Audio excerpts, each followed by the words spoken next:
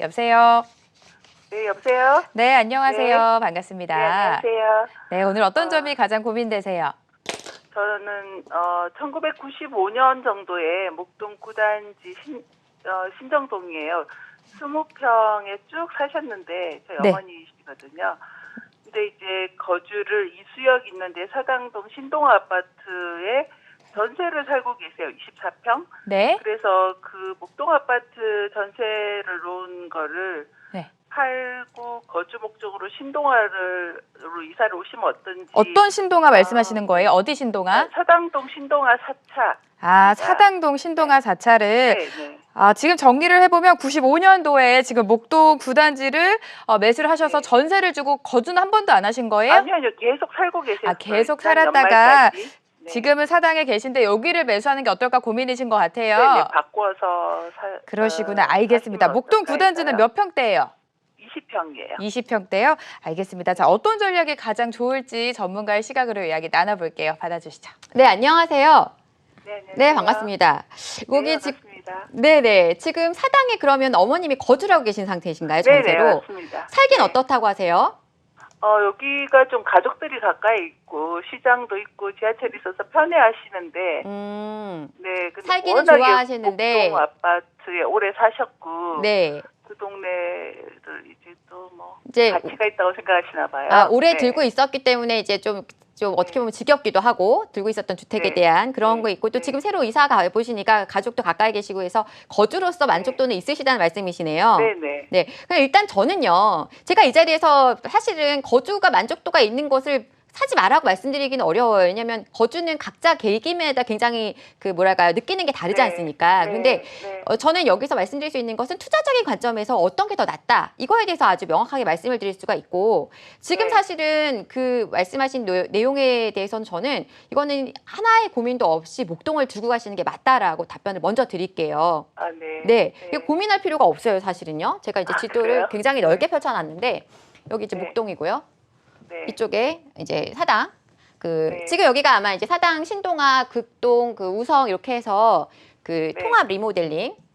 네. 리모델링 사업 지금 추진 중이에요. 통합 리모델링. 네. 이게 뭐냐면 그러니까 아파트가 연식은 좀 오래되어 가는데 이게 이제 그 재건축해서 다 부셔서 하기에는 용적률이라든가 뭐가 안 나와서 사업성이 떨어지니까 그냥 네. 골조를 그대로 내력벽을 놔둔 상태로 골조 놔둔 상태로 이제 털어내고 새로 네. 그 건물을 네. 짓는 방식인데 이제 우리 사당 그 신동아 사단지 말고도 극동이라든가 옆에 네. 우성이라든가 같이 해서 좀 단지 규모를 키워서 이렇게 하자 지금 그렇게 설명회도 하고 진행하는 걸로 알고 있는데 자, 여기는 목동은 재건축이죠, 재건축.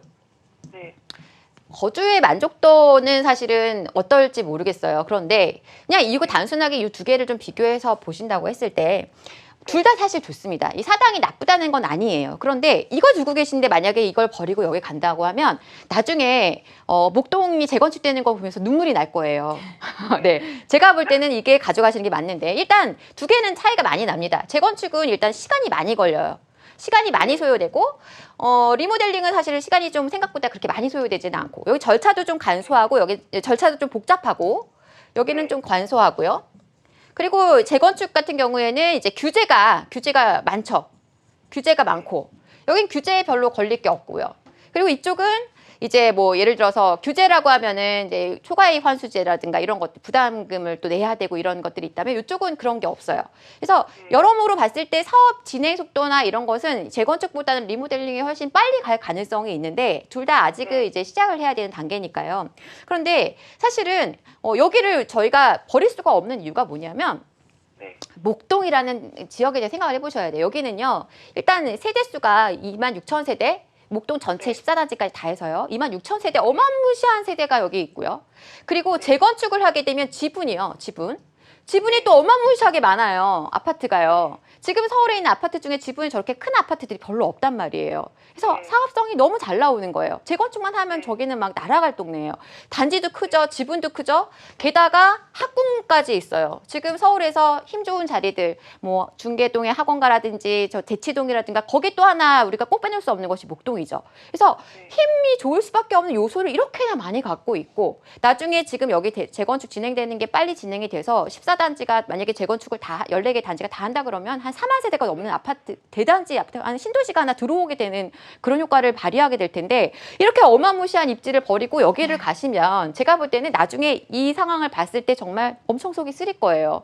그리고 지금 우리 9단지시잖아요.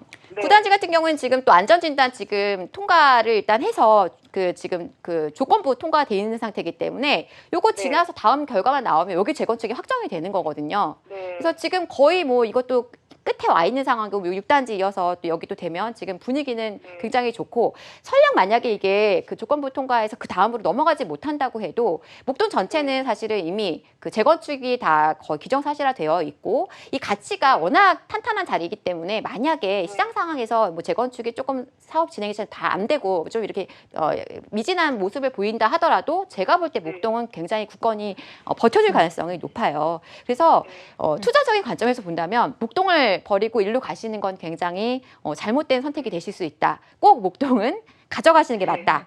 절대 꼭 지켜서 아, 가져가셨으면 좋겠습니다. 네. 전세를 주시고 이렇게 오시더라도 그렇게 방향을 좀 네. 하셨으면 좋겠습니다.